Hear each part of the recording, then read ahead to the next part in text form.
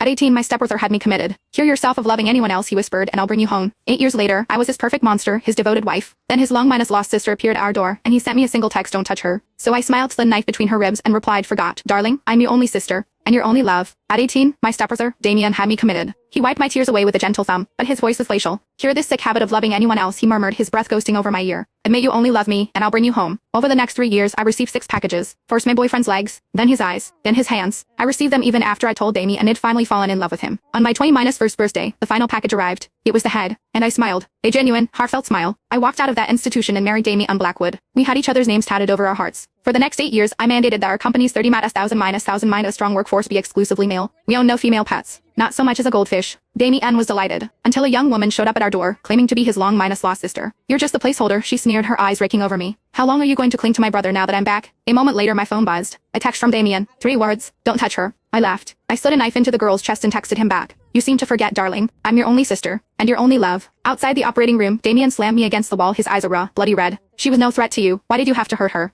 I hadn't seen that particular brand of fury on his face in years. Not since my kidnapping 3 years ago. I let a slow smile curve my lips. Darling, I purred, have you forgotten what you said when we got married? He had held my hand that day like it was the most fragile thing in the universe, his voice a low, obsessive murmur. Sister or lover, you are the only one I will ever have. Now that same hand was crushing my wrist, his rage directed at me, all for another girl. Another sister. A flicker of guilt crossed his face before being consumed by fresh anger. I just want to know when you became so vicious. You taught me, I said, my smile widening to show my teeth. 8 years ago. In that white sterile room. They served me my boyfriend's head on a dinner tray. The sockets were empty, but I felt his gaze on me all the same. That was the day my heart finally hardened into something useful. What's wrong, Damien? Are you not pleased with your creation? He shoved me away, his voice dropping to absolute zero. You better pray she makes it. A surgeon emerged, wiping sweat from his brow. It's a miracle. The patient's heart is on the right side of her chest. The blade missed it completely. Damien's breath hitched in a sigh of relief. Then a strange, small smile touched his lips. Just like mine, he whispered. I froze for a second, then I smiled too. His real sister, the true heiress, of course. Even God played favorites. They wheeled her out on a gurney, pale and weak. When she saw me, she flinched violently, her voice filled with venom. Damien, she tried to kill me. Call the police. She belongs in a cage. Damien said nothing, just shook her hand, his expression etched with concern. A cage? Been there, done that. 3 years, I said, stepping closer with a light laugh. And that word, brother, is reserved for me. In one fluid motion, I pulled the decorative pen from my hair and lunged. But Damien was watching me. He was always watching me. He moved faster, his arm a blur as he knocked me to the ground. The next thing I knew, the cold muzzle of a gun was pressed against my forehead.